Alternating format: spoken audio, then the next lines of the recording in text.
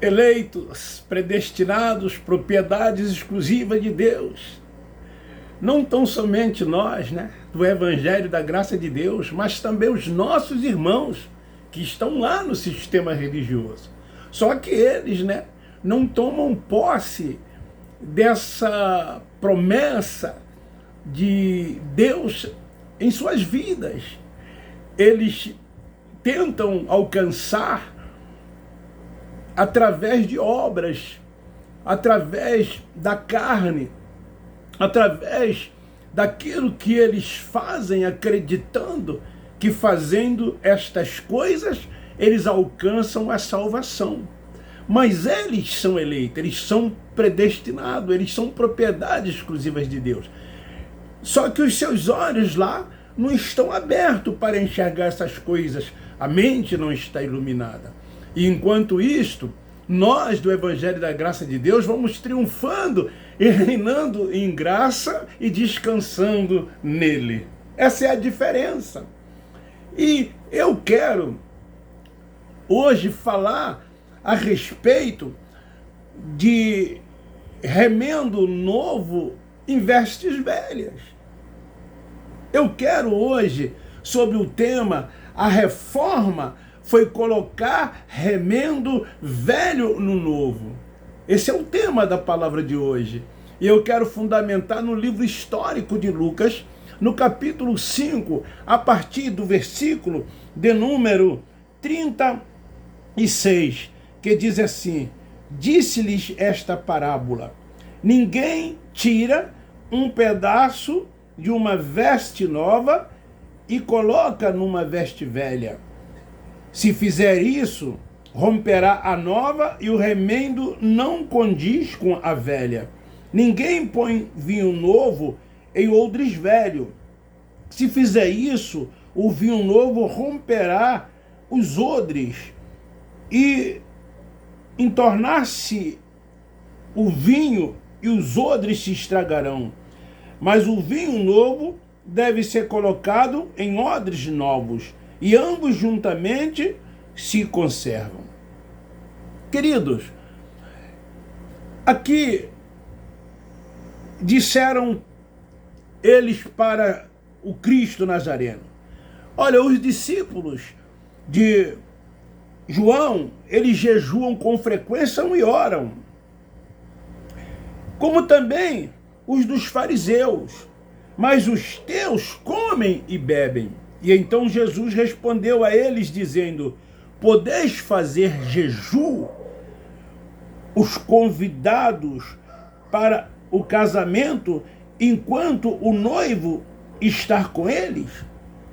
Então o Nazareno diz: dias, porém, virão em que o noivo lhes será tirado, e então naqueles dias jejuarão. Queridos, o estopim da reforma protestante aconteceu no ano de 1517, quando Martinho Lutero se deparou com o dominicano de nome Tétezio, que vendia indulgências.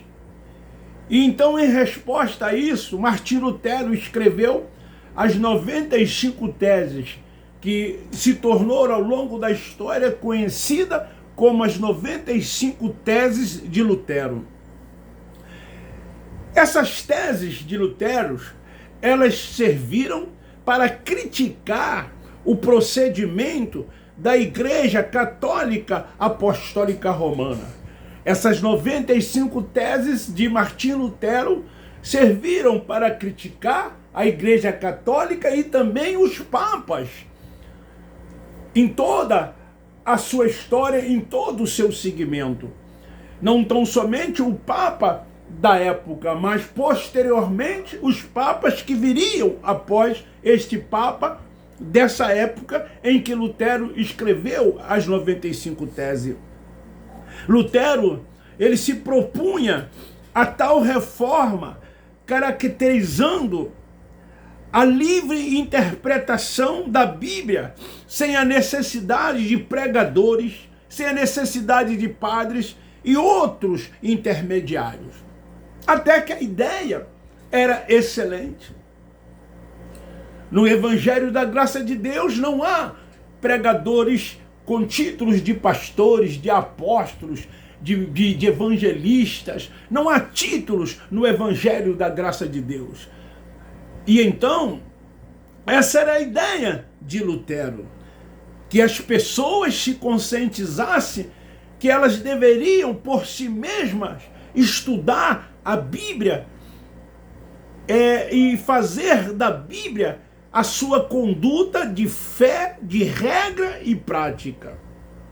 Então isto provocou uma dispersão da população que antes estavam reunidas apenas na Igreja Católica, para outras religiões, também cristãs, mas que não se submetiam mais aos dogmas católicos e à autoridade do Papa. Então houve essa evasão. Assim sendo, Martim Lutero prometeu uma grande crise no catolicismo romano.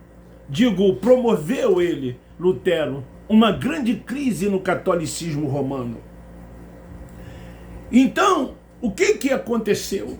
O catolicismo romano teve o seu poder diminuído com o surgimento de outras religiões. Deixou de ser absoluta. Hoje o Evangelho da Graça está abrindo os olhos das pessoas dentro desse sistema religioso, combatendo as doutrinas, os ensinamentos que lá existem, ensinamentos estes que não condiz com os ensinamentos que o apóstolo Paulo trouxe, revelado pelo Cristo ressuscitado, dando a ele uma revelação do Evangelho da Graça de Deus. O Evangelho que abre o entendimento. O Evangelho que faz com que nós venhamos a enxergar um único e soberano Deus, que reina sobre tudo e todos. Um único Deus que dirige sem reserva as nossas vidas, fazendo-nos entender que nós somos o templo, que nós somos o santuário e a habitação desse Deus. Esse Deus que é Espírito, que habita dentro de cada um de nós, e ao habitar dentro do nosso Espírito, o Espírito dele com o nosso testifica que somos verdadeiramente seus filhos. E como filhos de Deus, nós seguimos em obediência a ele, deixando que ele dirige as nossas vidas, andando sob as suas orientações, seguindo o Cristo ressurreto, seguindo o Cristo ressuscitado. Então, o protestantismo, portanto, caracterizou os fiéis que não seguiam as doutrinas católicas romanas e que deram continuidade à principal reforma religiosa que foi realizada em toda a Europa naquela ocasião. Querido, esse texto que eu li no Evangelho segundo São Lucas, no capítulo 5, a partir do versículo 6 ao 39, quando o Nazareno, ele fala acerca da veste velha num pano novo. A veste velha é o judaísmo presente ainda nos nossos dias. Como nos dias do Nazareno, muitos não entendiam o plano de Deus. Por mais que o Nazareno tentasse explicar, quisesse colocar, como na verdade ele explicava e mostravam, mas muitos não conseguiam entender, muitos não conseguiam compreender o plano de Deus para a vida de cada um deles. O que Deus queria, através do Messias enviado, é que eles entendessem e compreendessem qual era a verdadeira mensagem, qual era o verdadeiro evangelho que lhes deviam serem alcançado e entendido e compreendido por eles.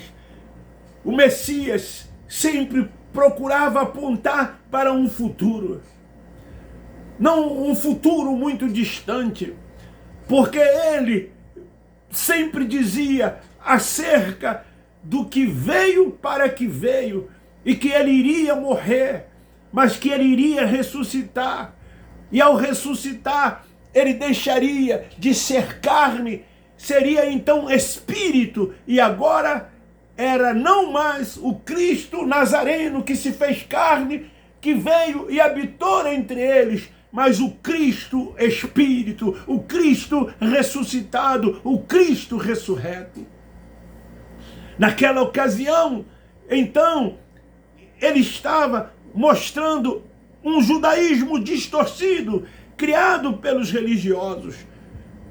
Um judaísmo distorcido que esses religiosos criaram, e que nesse judaísmo, cheios de exigências extravagantes.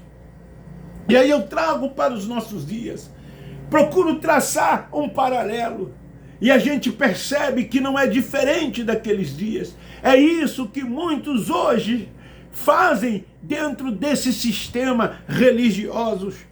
Criam, distorcem, tumultuam com as suas ideias, com seus preceitos, fazem uma miscelânea e assim vão enganando os incautos na fé, fazendo com que eles acreditem em tudo isto que eles ensinam, em tudo isso que eles dizem. Porque eles têm os seus interesses, porque eles têm as suas conveniências. O foco do Nazareno era mostrar naqueles dias que um pedaço novo de pano, quando costurado a uma roupa velha, criaria mais buraco nela, devido ao tecido velho já está desgastante, e assim não era algo correto a se fazer. Então ele tentava, através dessa parábola, mostrar para eles, para que eles pudessem entender, para que eles pudessem compreender a sua mensagem, a sua missão, para o que ele na verdade veio. Assim, queridos, a missão do Messias não poderia se conformar do desgastado judaísmo que estava cheio de doutrinas dos homens. Os homens procuravam botar os seus entendimentos, colocar suas ideias, e assim faziam uma mistura, assim faziam uma miscelânea, distorciam e não conseguiam ou não queriam entender qual era a missão, qual era a visão do Cristo Nazareno, para que ele veio e por que ele veio, qual eram os seus objetivos, qual era o seu propósito, para que eles pudessem entender e compreender qual seria a perfeita, boa e agradável vontade de Deus. E isso aponta exatamente para o sistema religioso que existe nos dias de hoje, que existe na atualidade. O Cristo Nazareno, ele veio trazer algo novo. Ele não queria que eles permanecessem naquelas mesmices, naquelas tradições, naquilo que, na verdade, segundo a lei de Moisés, eles deveriam cumprir, mas não conseguiam cumprir. Cumpriam ponto das leis, mas tropeçava em vários pontos das leis. Então, o Nazareno, ele veio para mostrar que havia para eles algo novo. E esse algo novo, ele não pode ser moldado às tradições religiosas. esse algo novo que Cristo trouxe não pode ser moldado às tradições religiosas e as expectativas erradas que o povo tinha naquela ocasião.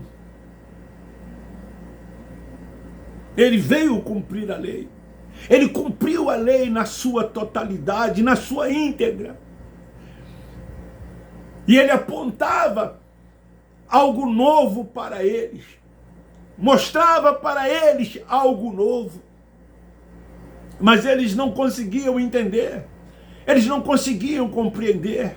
É isso que o Evangelho, que o Cristo ressuscitado trouxe a Paulo, que revelou a Paulo para nós. Algo novo. Um novo e vivo caminho. Mas nós que estávamos lá nesse sistema religioso, estávamos com as mentes atrofiadas, com os olhos vedados, não conseguíamos enxergar, e lá cumpríamos preceitos dos homens, cumpríamos rituais, liturgias, praticávamos cerimoniais, fazíamos obras, preocupávamos com a carne, e esquecíamos que dentro de nós habita o Espírito Santo de Deus. Não conseguíamos enxergar a mensagem do Cristo ressuscitado, a mensagem do Cristo ressurreto, e ficávamos nas práticas do Cristo Nazareno, na prática das coisas terrenas, na prática das coisas da carne. Nós precisamos crer no que ele fez, no Nazareno fez. Nós não descremos no que ele fez. Nós cremos no que o Cristo Nazareno fez. Apenas não praticamos aquilo que ele praticou, porque ele veio para praticar a lei que os judeus não conseguiam praticar. Então ele veio para cumprir a lei. Então tudo que ele fez era correto. Se os judeus conseguissem cumprir a lei, eles estavam corretos, porque a lei foi dada por Deus a Moisés para o povo judeu. Mas eles não conseguiam cumprir a lei.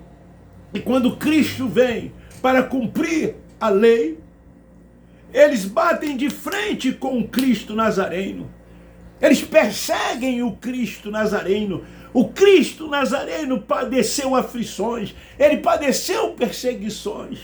Em João 16:33 ele disse: no mundo tereis aflições. Ele teve aflições, essas aflições são na carne, é na carne, e ele teve aflições na carne. Tudo para cumprir aquilo que eles não puderam cumprir.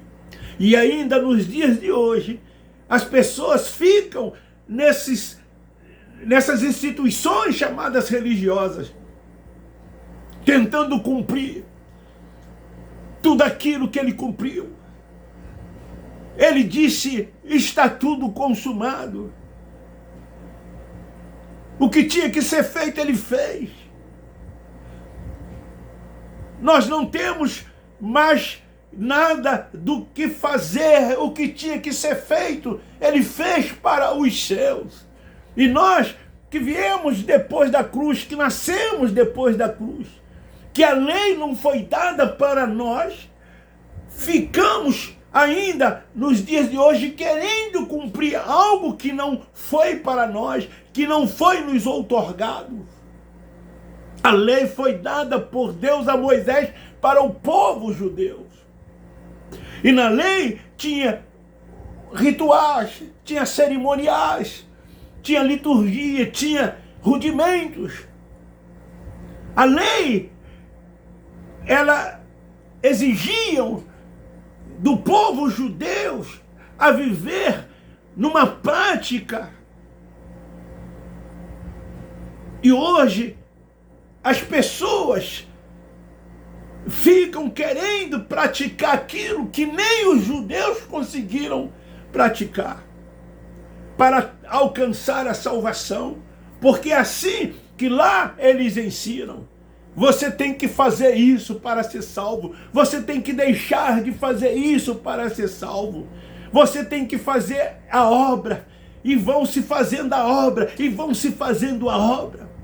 Para tentar alcançar uma salvação. Quando na verdade eles já são salvos. Porque o Cristo ressuscitado morreu. Ele derramou o seu sangue. E nós, que éramos gentios, fomos alcançados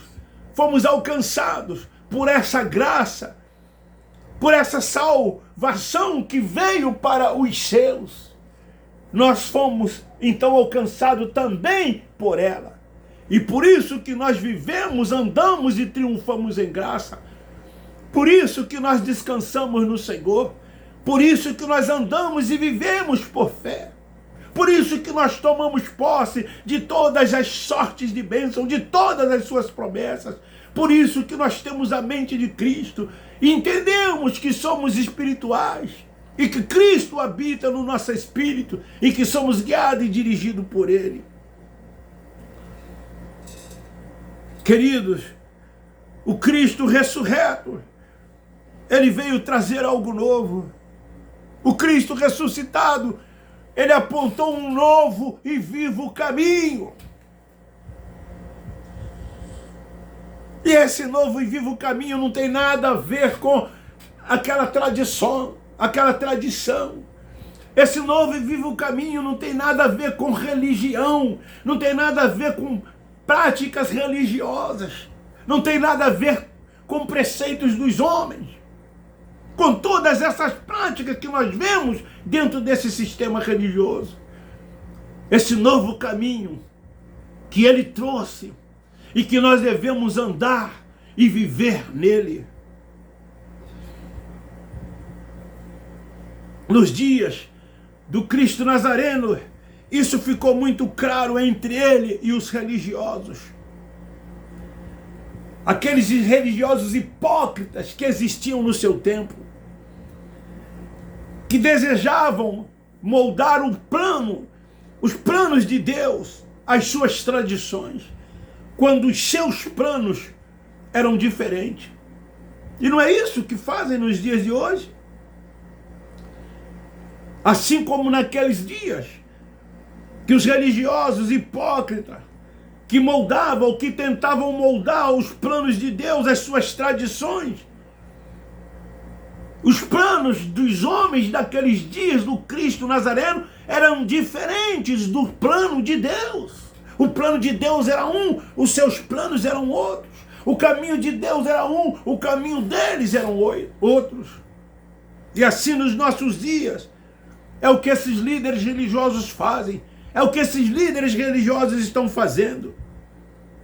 Eles estão colocando os seus planos, as suas ideias, os seus achismos, aquilo que eles pensam.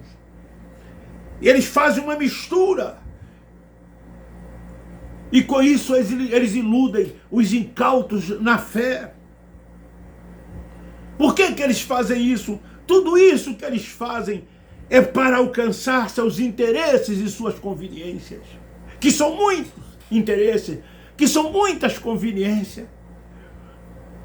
Nesse sistema religioso, eles querem títulos. Nesse sistema religioso, eles querem primazia. Nesse sistema religioso, eles querem estar sempre em destaque, ocupando os primeiros lugares. Eles querem chamar a atenção. Eles querem a atenção do povo para eles. É isso que acontece nesses lugares. Eles querem se enriquecerem. E é isso que está acontecendo, cada vez mais se enriquecendo. Não terminam uma das suas reuniões sem falar em dinheiro, como se aquilo fosse um comércio, como se alguém abrisse pela manhã o seu comércio e no final da tarde, ao encerrar as portas, fossem contar o quanto vendeu e quanto o arrecadou. É isso a preocupação de cada um deles. É isso o interesse deles.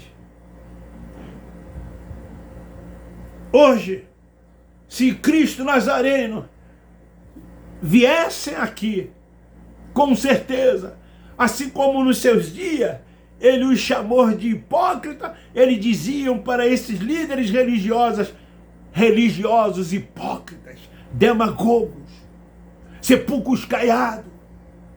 Era assim que eles os chamariam, de hipócritas. Desperta, povo, acorde, povo. Saia desses alçapões. Deixe de seguir esses homens. Viva o evangelho da graça de Deus. Vive essa liberdade em Cristo Jesus, o Cristo ressuscitado. Creia tão somente no que o Cristo Nazareno fez, no que ele ensinou.